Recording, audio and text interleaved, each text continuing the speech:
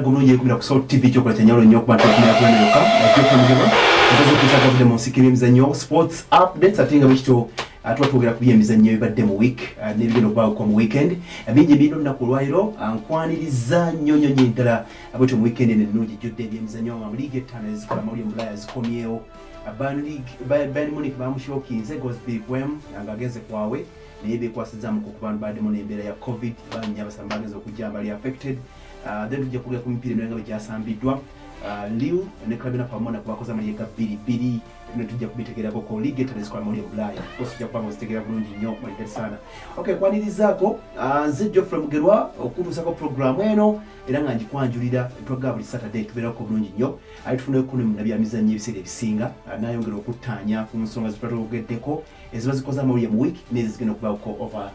the weekend ninga bishito nakulwalero era ninamuko mugenyi mu studios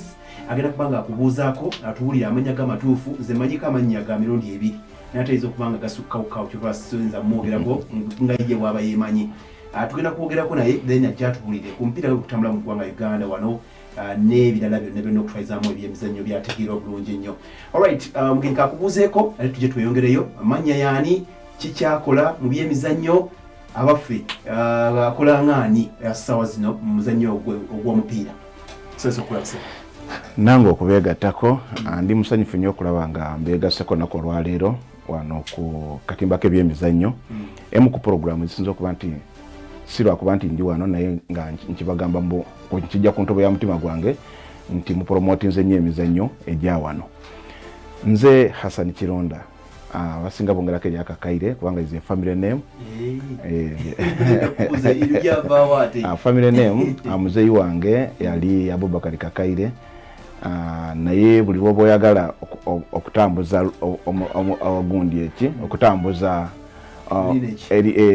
erinnya tolireka era namba esinga weyogera ku Hassan Kakaire Kironda oba otegera mangu nti otegeeza oyo mutabanyi w'omugenzi Abubakar Kakaire ndi musanyufu ndi namwe mupiira guno ndi mubaka akiikirira ttiimu za Big League weyogera ku Big League kitegeeza ekibinja ekyokubiri mu ggwanga second division era kikiikirirwa abantu bataano bana kati mu assembly nendi omu kwabo era omu kwabo amaze kino kisanyi kyange kya mundi gwakubiri ekyo nga nkimaze nti ndi mu industry nawe gyolimu y'amawulire nti mpira ngutambuliddemu ebbanga ddene nga ngukavaringa nguwandiikako ngwogerako kitegeeza ndi mu kintu kyensinga okukola ki buli kintu kyana kyendaba kiri okumpi n'omubiri gwange nekifuna lwa muzannyo gwa mupiira ebyo byonna kati gipola nga muzannyo ngwenyumirizaamu nnyo era ne mutabanyi wange y'omu kuba ku monte firimbi kitegeeza era naye ekintu kigenza kimusika ne kimutwalira ddala oyina omutabani akumonta firimbi Ashraf Kakaire Kironda Junior. Kironda oyina emyaka emyaka mingi togireka nedda ekyo baali bakiwaayiriza bakyala baali bagamba mbu bakyala batwogera myaka gyabwe naye nabo bajogera ne badda ku basambi b'omupiira nti batwogera myaka basambi b'omupiira nsobola okukikkiriza nze ebbanga lyemmaze nga ndaba abasambi b'omupiira nalaba muganda wange kuba ye bwemwogerako tajja kunyiiga Ibrahim Buwembo oyo yali yazannya empiira naye ng'emyaka gye gyejo okumala ebbanga lyonna nga teyerabidde naye baga nti kakati bwoba ogenda e Vietnam baagala ba myaka bwe giti n'afuuka egyo ate bwoba osaze n'ogenda osambira mu Asia baagala myaka bwe giti n'afuuka egyo waliwo ko omusambi yali Kiki Musampa Kizito bagende baleeta gundi yegega mati myaka 18 nyamala bakyusa ne baganta adedda katoli wabiri naye kikyukira mu mwaka gumwe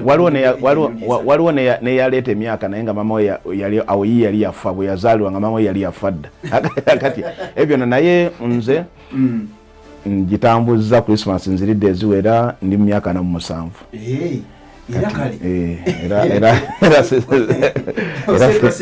era okufuna kasente k'ekikadde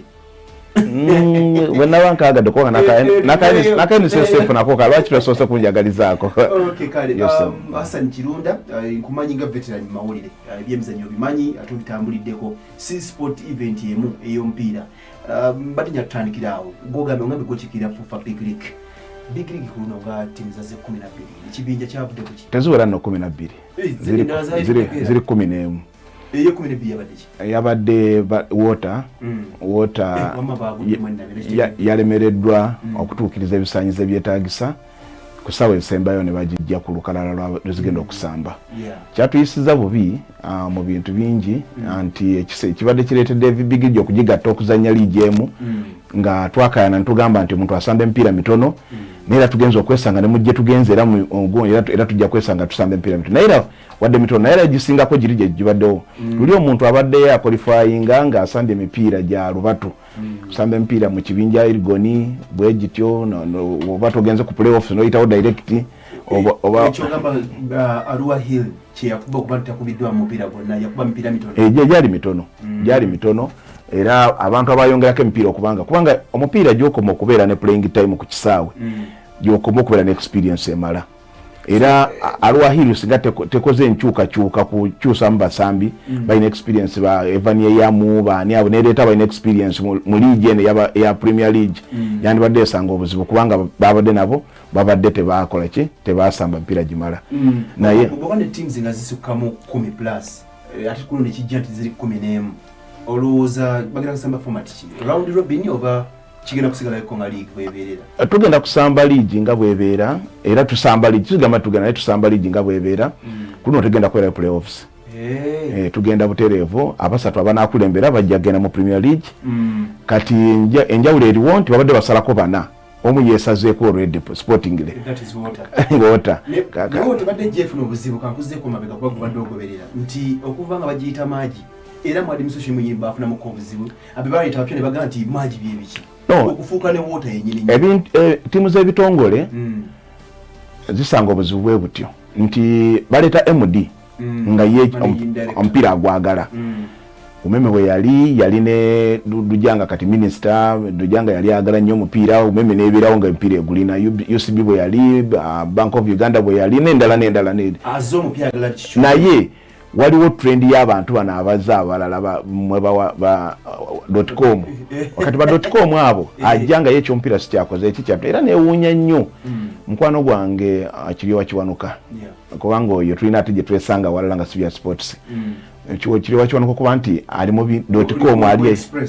nga ate omupiira agwagala n'agubeeramu naye bwe natuula naye naŋŋamba nti omupiira sigwagala bwagazi naye omupiira part of our family nti bazeeyi be batandika express kati ali mu kulivivinga kintu kyabazeeyi be bakikola ki naye tiimu z'ebitongole zikosebwa olwekyo nti abantu ababeeramu kirala nti omupiira guno gwafuuse nga it's not a part time job ng'abantu bakikolanga nti omuntu abeera mu kitongole n'aba nga alina emirimu gyemirala gyakola n'ayitako ku kisaawe kubanga balina omuntu CEO ng'ali day to day operating ebintu ebyo kyebatalina kati wotebadde erina CEO ng'ate akolera Kabaale gye bamuteeka kati okuva e Kabaale ojja okwataganye simanyi biki okugenda okusamba omupiira olina okubanga line up enyuma zogiteekamu CMS biki ebyo byonna twagenza okubisanga nga tebasobodde ne bavaamu naye kyakosezza big league okutwalizaamu ekyokubiri nti okukiikira big league kiri so tricky obutafaanana balala abakiisa abakiikirira emizannyo emirala abakiikirira gundi associations endala okujja mu assembly ya FUFA nti kati big league yali erina omubaka nga avudde mu tiimu ya Kabaale bagiyitanga Homeboys tiimu nezibwayo yagenda nekiregeeza nti abawaka twagenda ogenda mu assembly egenda nga tuli lesi tetukyawera kati tubadde tulina Haji Umaru Senoga Sheikh Umaru Senoga nga naye akiikirira big league kati naye wota naye yagenze kati eno neryo ddibu likola ki ate oba ku promoting era n'ogenda mu gundi era kyobalaba big league weesanga ababaka mutandise mulondeddwa bana mumaliriza muli babiri mumaliriza muli omu sanye kiweddeko nakimalako nga ndi omu abantu bagamba yo lwaki oyo ali omu naye nga nange neebaliza Katonda ngamba anfudde okubeerawo amazima okusobola okuba nga wendi badde oyogera ku Kigezi Homeboys ebaddewo kwebanga by the way ekigezi mbadde njangu bya tiimu zaayo ng'oggyeko Kigezi Good Samaritan yaliwoko by then omukulu yaliba omusajja w'emuzungu yateekangamu ennyo ssente ebiseera bya Joseph Mutyaba yaliyo coach ettiimu ezibadde zijja zivaayo era nazo ebiseera ebisinga zibadde teziwangalayo ku mu liigi nga zivaako bwezityo sima kiva kuki tiimu teziwangala olw'ensonga nti baagaana okunoonya abaana b'ekitundu ekyo okusambira ettiimu ezo buli mutendesi gwe baleeta ajja e Kampala n'afuna abaana b'e Kampala n'abatwala ne basambira ki kati bagenda okutuuka mu mbeera ng'embeera bagenda baagala naye balina bwe batuuka embeera ne bakaluubirira nga kasai banyigamu katono kati nga balinya baasi bakola ki kati wesanga nga era ezo ttiimu za country zonna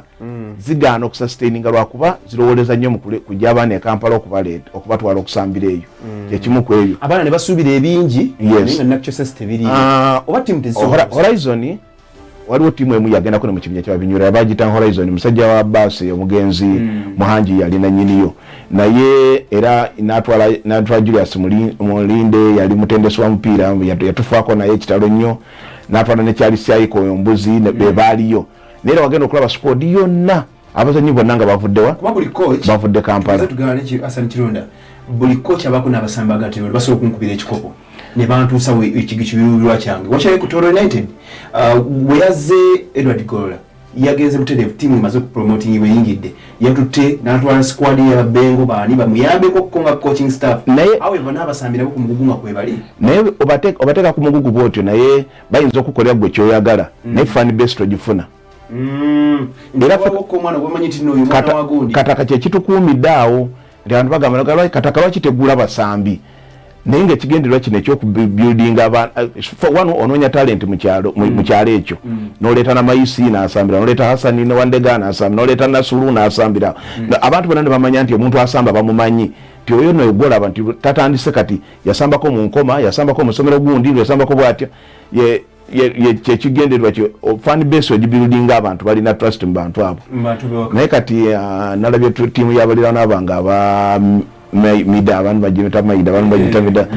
Maraba Youth Development Association era nayo nagenza okulaba mupiira nalabyeko omupiira gwabwe gwasooka nga basamba n'endeje nga nagenda okulaba abasambi ndaba Sentongo Robert ndaba Jeffrey Serunkuuma ndaba Kayizi Jeffrey no bye batandika ne Horizon gye nkugambye kakati bayinza okutuukiriza gwe kyoyagala ttiimu ogipromotinga naye tebakusustaininga ku stage eddako bayinza okutakutoka ku kiddako yes okay kale FUFA Big League bwe tugamba kwogera ku FUFA Big League of course tulina delegate Mulamba abantu boya teba delegate wa kitundu aba delegate yao Mulamba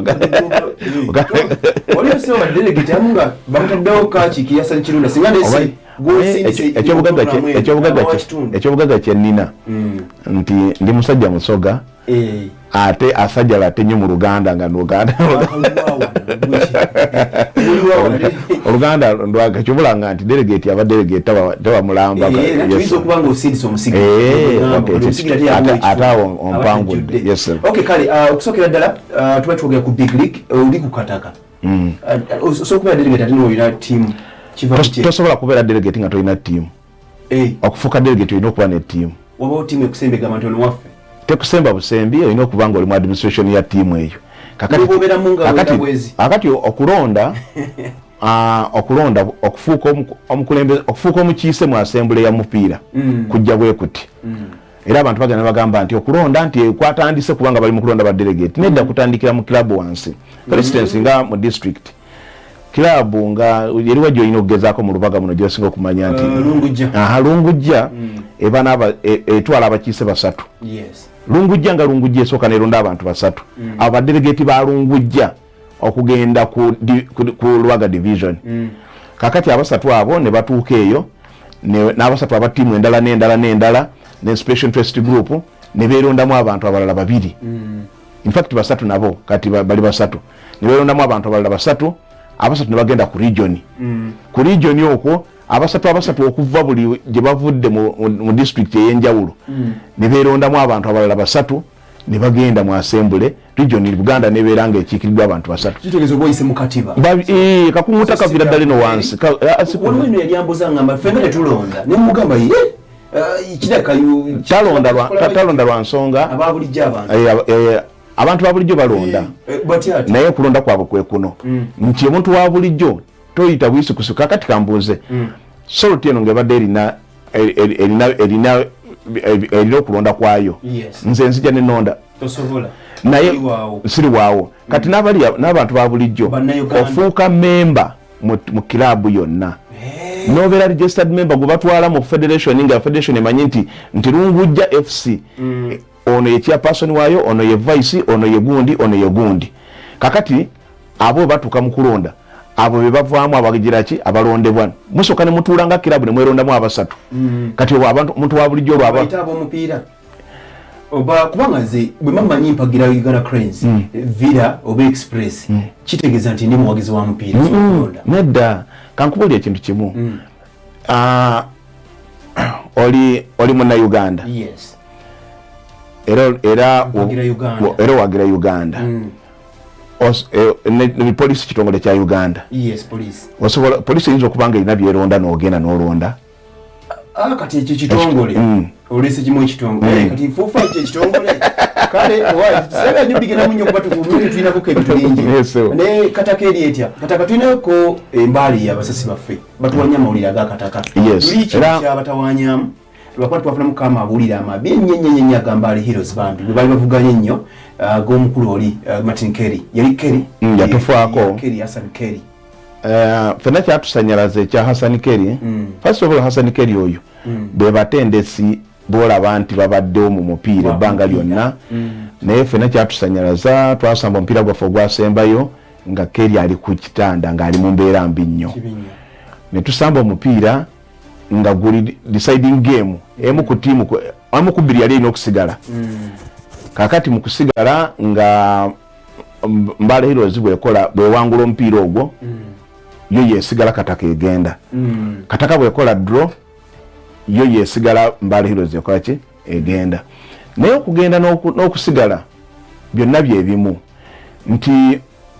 bweweekoona osobola okudda emabega neweesetinga ate n'okola ki n'okomawo Mbale Heroes erina fan base era bwebeera ne fan base twagala fan base eyo tugikozese ffenna ng'ab'omupiira ne tiimu zive eno nga zigenda Mbale naye waliwo mu administration mukyalimu obugira ki kyembakubira omulanga nga ndi ku TV eno nga bandaba nti balwane ennyo okulaba nti batereeza administration bw'enaatereera Mbale Heroes ejja kukomawo kyangu nnyo tiimu ziyiseewo ne zigenda ne zidda era tekyatutiisako era nabadde njogera nabo nnaku olw'eggulo nga tumaze omupiira gwa Kataka ne Nyamityovola nga bali mu kwetegekera lwakuba ate era bafunyemu obuzibu nti era abasambi era babadduseeko ne bagenda mu masaza ekitali kibi kabasambe masaza bafune fitness bajja kudda basambe liigi Kataka obuuzizza nti muli mutya mu byafaayo Kataka tetugobangako omupiira gusooka tetufunanga kabonero mu mupiira gusooka twasimbudde n'akabonero ke twafunye ku Nyamityovola tageti yaffe ku mulundi guno yakulaba nga tuseetuka tugende mu kibinja ky'ababinywera era tusimbudde naye nga tetuva ku nnono y'abaana ba kitundu ekyo tetujja kugenda Kongo tuleete musambi ajja asambire awo afune sente azitwale ziyambe ab'e Kongo naye nze ndowooza nti omwana bw'abanga avudde mu kitundu ekyo asambidde awo ne bakira ku makya ne bamugula sente ezo ziyamba bantu b'Embale ennono eyo tugyetaaga nnyo okulaba tulina ekyobugagga kye tulina ekisinga ekyamaanyi nti tulina nasale bedi yaffe lyessomero lya Amos College erya ssentebe wa budget mu ggwanga Uncle Patrick Siyaji ate patron oyo mumanyi afanye ku baana bambi ye patron afubye nnyo batwala ku mupiira olwo benasanga erwani munange si baana be bokka Patrick Siyaji bw'oba wakedde kujjukira abantu ba muzannyo gwa mupiira bw'okulembeza Ibrahim Sekajja ensi yamutunuulira ng'emulabye ng'atuuse waatuuse yes naye Siyaji yakeera nga yapakira Sekajja n'amutwala mu Argentina biseera bya ngali nga treasurer ku FUFA oba just nga tesina treasurer n'amutwala mu Argentina n'abanga yamuweereze sente z'okulya buli lunaku ng'alina okugenda ku Western Union n'aweereza Sekajja abantu ba Made in Subuga abo bakabeta bamalinga abo bonna iyo na product yavudde muki mu gone ne Samusimbu oyo naye kariyayo ku bwakochi yatandikira mu Malera yali tiimu ya Mwami Siyaji so yo mupiira teguli ku baana be biological bokka naye abaana bonna fenna yatuzadde mu muzannyo gw'omupiira. Okay, topic entugiruddeko nye ya big league. Yes. Yeah, nemba njagala tu switching ko tugereko ko mu league y'abanywera wano mu ggwanga Uganda. Naye nga tetunagendayo ku submission kikyokola ku big league. Wabwatuuse ekimeza tusubire ka teams zirimu 11 agolaba format yenesobola okuvayo ko bulungi. Format egenda tukosaamu kati. Ekituufu kiri nti covid yabireeta. Tukize tugaane team teza qualifying nga tukize tugaane covid yatukosa nnyo ku games ezisembyeyo. Naye kale format yagenda tukosa naye tetulina kyakola. League eno yatandika 12 November. First round erina okuggwanga 2 January. Naye ekyo buli lwokyogera kiba kitegeeza waliwo emipiira egifuutiikiddwa ennyo okumu. For instance, Kataka ejja kuba ezannya ne Pro Line nga 29. Naye ojja kuyitawo ennaku 2 ekyaze Maroon awaka. Fatigue mulira. Kakati ebyo byonna binati Calvary ejja kuzannya ne Kataka ewaayo. Calvary yeeyumbe naye ezannyira mu Arua. Ejja kuzannya ne Kataka ewaayo. Naye ojja kuyitawo ennaku 2 ejje Luweero ezannya nani? Ezannya ne Luweero. Anyway, ebyo byonna bigenda bikosaaki bituka naye tetulina kyakukola tujja kunyigiriza tusobole okulanga liigi eggwako tulabe engeri gyetambula. So far erimu amagoolo era mu abakavalinga mujja kunyumirwa. Erimu amagoolo ku luno bantu bekuba 3-2 kina kisunga ke bayita akatiro era timu ekyaggwe eno gundi ebagita kyetume ne bo muntu wa goals 3 neddamu nekolerawo draw kati akatiro ne kabaaki. Okay, kali big league ndoza musamale ekitalekeka mu big league kinayo ekitalekeka mu big league nze ndowooza nti banafa ba competitions committee batuwulirize omuntu wabawo tiimu ezize nga zaagala okwadijustinga. For instance waliwo emipiira kakati twazanye katugenda kumula okumala ennaku 10 kati mu nnaku ezo 10 ezo bwe waba waliwo tiimu esobodde okusaba niziga twadijustinge tusambe mwezi 10 ozikkiriza ne dijustinga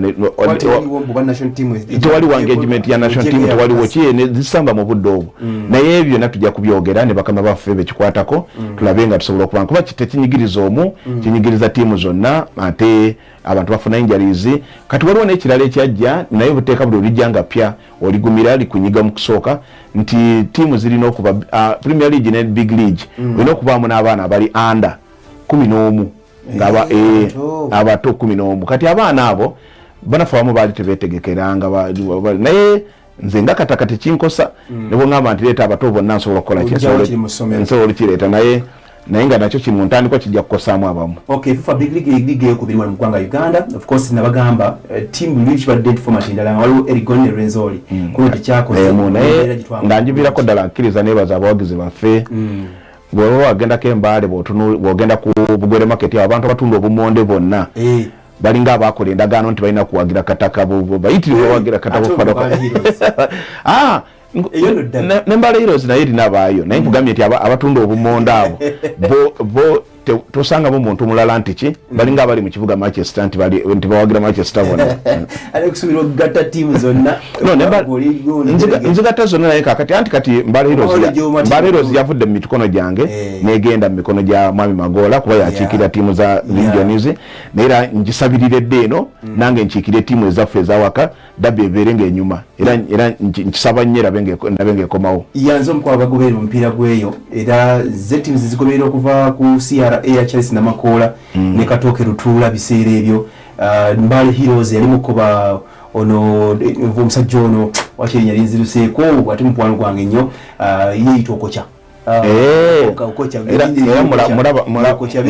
Mulaba mu ligi y'abakulu kati asamba kirungiruza beekuumi nga bali fit n'enjiri na namulabamuko tomulaba mulabi bimuko naye mwali era asamba naye webale nnyo bali mulamuko katono nnyo bwe tukomawo okutandika ate ekitundu